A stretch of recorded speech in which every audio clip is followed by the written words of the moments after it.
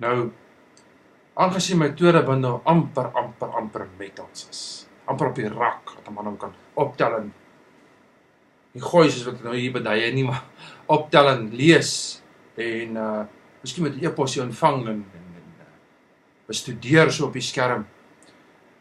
Sienende daai feit, wil ek graag vir julle vandag 'n gediggie lees wat uit daai bundel uitkom. Ek gaan 'n bietjie meer van die gedigte op YouTube sit. Intussen het ek 'n beter kamera gekry, of wel, nie 'n beter kamera nie, 'n beter rekenaar wat dinge baie makliker maak om video's te neem. En dit is natuurlik 'n Mac, nie 'n gewone Windows rekenaar nie. So, by die af van die saak, klink ek beter en ek lyk ook sommer beter, behalwe dat ek nou inname het en daai dinge, maar dit laat ons maar daar, dit wys nog beter op die Mac, maar in elk geval. Ou Aiden, my boesem chommy, dis nou die punt waar ons in ek wil kom. Hy sê vir my, man, jou tweede bundel is die beste, dis die snaakste en dis my gunsteling. Ek sê nee, is reg, ek verstaan dit, ek weet hoe kom, maak my sin. Nou, ons het 'n chommy op skool gehad met die naam van Billy. En kyk, het lyk vir my waar daar 'n Billy is, as daar altyd moeilikheid, of iets aan die gebeur.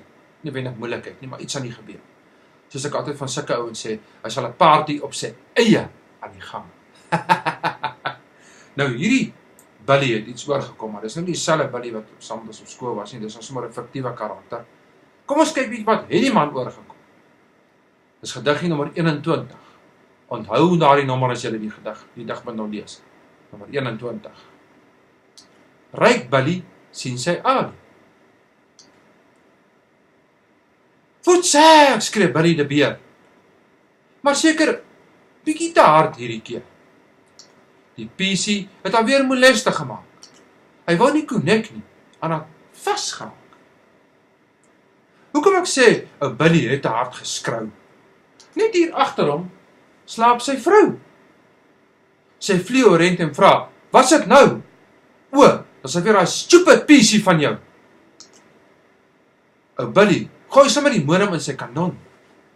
Hy is maar sy geld gehad, so hy kon sommer môre 'n ander modem koop. Of sommer 'n ander PC het hy gehoor.